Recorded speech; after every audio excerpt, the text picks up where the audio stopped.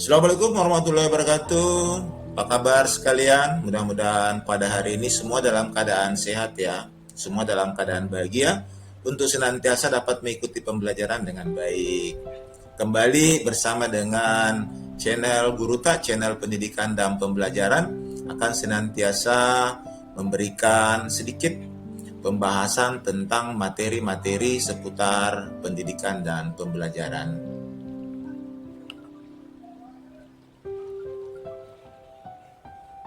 Pada kesempatan ini kita akan membahas mata pelajaran Pendidikan Pancasila dan Kewarganegaraan atau yang akrab kita sebut dengan istilah PPKN. Nah, pada kesempatan ini khusus untuk kelas 11 ya, semester genap, tahun pelajaran 2021-2022, kurikulum 2013. Kemudian, menyangkut tentang kompetensi dasar. Nah, kita masih merujuk kepada Keputusan Direktur Jenderal Pendidikan Vokasi Kementerian Pendidikan dan Kebudayaan nomor 27/D titik D2/KR tahun 2020 tentang kompetensi inti dan kompetensi dasar pelajaran pada kurikulum 2013 pada sekolah menengah kejuruan untuk kondisi khusus. Nah, yang menjadi kompetensi dasar adalah mengkaji kasus-kasus ancaman terhadap ideologi, politik, ekonomi, sosial budaya, dan pertahanan keamanan, dan strategi mengatasinya dalam bingkai Bhinneka Tunggal Ika. Sedang yang menjadi pokok bahasan kita adalah strategi dalam mengatasi berbagai ancaman terhadap ideologi, politik, ekonomi, sosial budaya, pertahanan, dan keamanan dalam membangun integrasi nasional. Yang pertama adalah tentang pengertian strategi mengatasi ancaman. Strategi adalah sebuah pendekatan secara keseluruhan yang berkaitan dengan pelaksanaan gagasan, perencanaan, dan eksekusi sebuah aktivitas dalam kurun waktu. Sedangkan mengatasi itu kurang lebih sama dengan menguasai. Sedangkan ancaman ialah suatu hal atau usaha yang bersifat mengubah atau merombak kebijaksanaan yang dilakukan secara konsepsional, kriminal, serta politik. Nah, setelah membahas strategi ini kita dapat menyimpulkan bahwa yang dimaksud dengan strategi mengatasi ancaman adalah sebuah pendekatan secara keseluruhan yang dilandasi gagasan, perencanaan, serta tindakan menguasai sesuatu yang bermaksud mengubah atau merombak negara kesatuan Republik Indonesia dari segala aspek. Berbicara tentang ancaman, maka salah satu hal yang paling mendasar yang kita mesti waspadai adalah pengaruh tentang globalisasi, karena globalisasi ini tentu saja membawa pengaruh bukan hanya hal yang positif, tapi terdapat hal yang negatif terhadap semua aspek kehidupan. Nah, siswa sekalian, Indonesia sebagai bangsa yang besar, tentu saja kita sebagai warganya harus memiliki sikap yang tegas terhadap pengaruh-pengaruh yang datang dari luar. Tentunya kita harus mampu memilah atau memilih mana yang baik dan mana yang tidak baik untuk kita ambil. Nah, inilah tadi strateginya yang kita harus lakukan, yaitu kita harus mampu melakukan sebuah pendekatan secara keseluruhan yang dilandasi gagasan, perencanaan, serta tindakan untuk menguasai sesuatu yang bermaksud merombak negara kesatuan Republik Indonesia, tentunya dari segala aspek.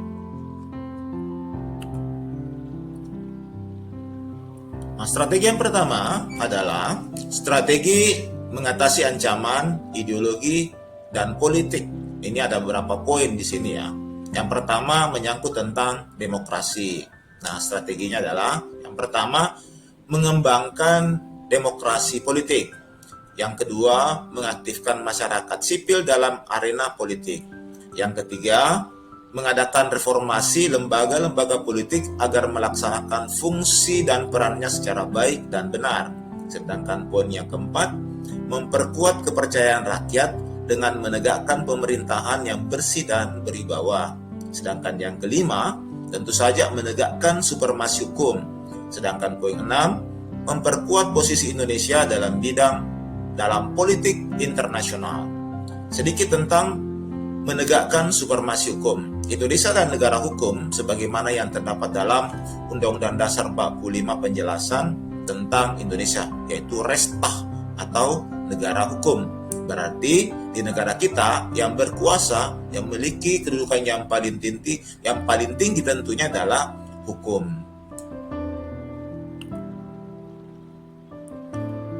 Yang kedua, kebebasan dan keterbukaan.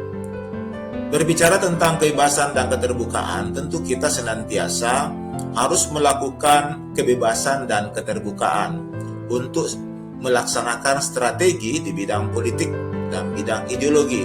Namun yang harus dipahami siswa sekalian bahwa pelaksanaan tentang kebebasan dan keterbukaan tentu harus berpedoman pada hukum dan norma yang berlaku di Indonesia, sehingga dapat membawa ke arah kemajuan dan kesejahteraan rakyat. Kemudian yang terakhir, hak asasi manusia. Nah, di sini kita sebagai warga negara harus senantiasa saling menghormati dan saling menghargai hak asasi orang lain dan tidak bertentangan dengan nilai-nilai Pancasila serta penegakan hak asasi manusia.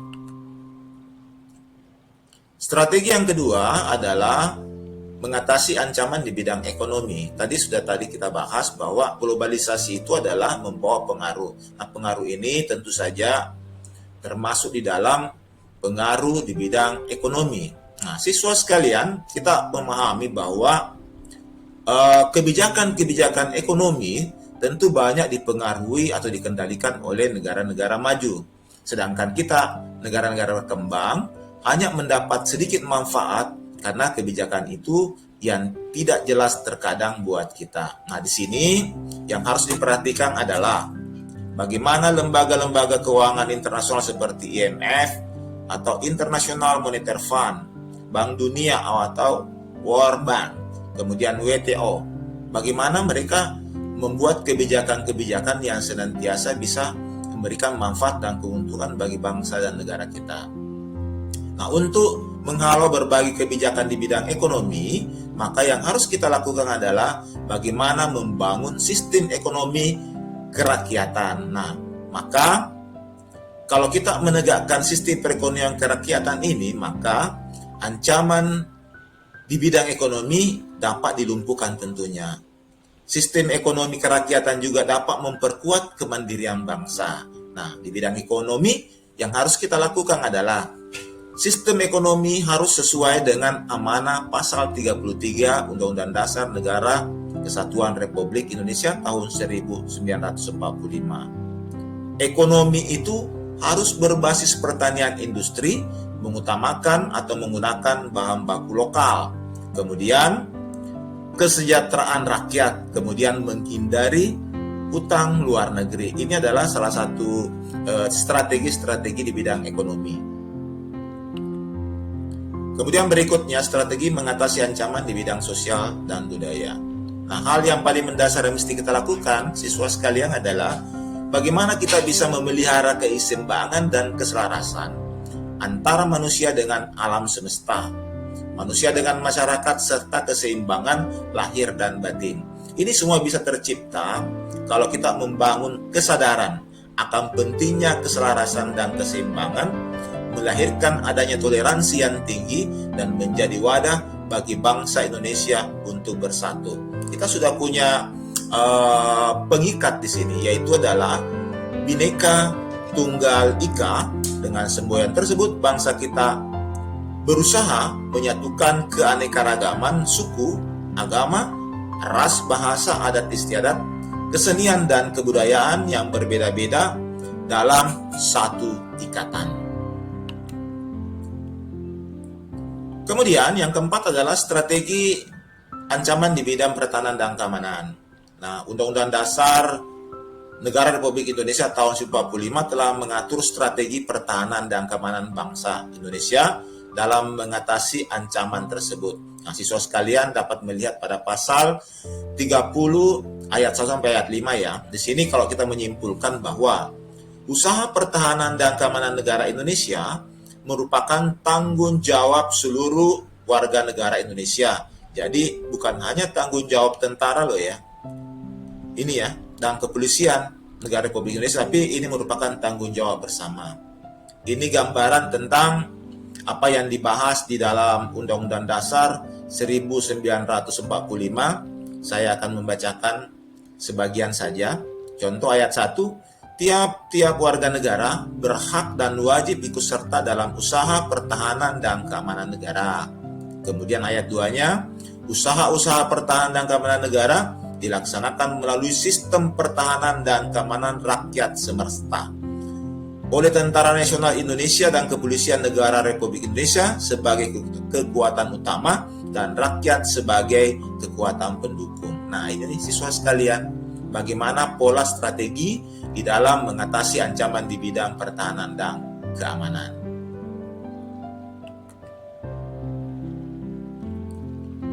Sistem pertahanan dan keamanan negara yang bersifat semesta atau Sipsamkam rata. Pertama adalah kerakyatan, yaitu orientasi pertahanan dan keamanan negara diabdikan oleh dan untuk kepentingan seluruh rakyat. Yang kedua, kesemestaan adalah seluruh sumber daya nasional didayakan bagi upaya pertahanan. Kemudian yang ketiga, kewilayahan, yaitu gelar kekuatan pertahanan dilaksanakan secara menyebar di seluruh Indonesia, seluruh negara Republik Indonesia sesuai dengan kondisi geografis sebagai negara kepulauan. Kemudian keterpaduan itu diwujudkan dalam keterpaduan antar komponen. Ada 2 komponen, sini ada 3 ya. Yang pertama, komponen utama adalah tentara nasional yang siap melaksanakan tugas pertahanan. Yang kedua, komponen cadangan pertahanan negara, yaitu sumber daya nasional yang telah disiapkan untuk dikerahkan guna memperbesar dan memperkuat kekuatan dan kemampuan komponen utama. Sedangkan yang ketiga, komponen pendukung pertahanan negara adalah sumber daya nasional yang dapat digunakan untuk meningkatkan kekuatan dan komponen-komponen utama dan komponen pendukung. Nah, dari apa yang kita bahas tadi dalam hal strategi pertahanan keamanan, ini menjadi perhatian atau warning. Setiap komponen pertahanan negara melaksanakan tugasnya dengan memperhatikan hak dan kewajiban warga negara dan yakin akan kekuatan sendiri. Penggunaan kekuatan pertahanan untuk tujuan perang hanya sebagai jalan terakhir apabila cara-cara damai tidak berhasil. Ini siswa sekalian, seperti itu gambarannya ya. Nah, siswa sekalian, saya yakin materi ini kurang lengkap ya. Siswa sekalian masih perlu membaca referensi atau materi-materi lain untuk mengembangkan wawasan lebih luas lagi tentang materi yang kita bahas. Akhirnya, saya ucapkan sekian dan terima kasih. Assalamualaikum warahmatullahi wabarakatuh. Ciao.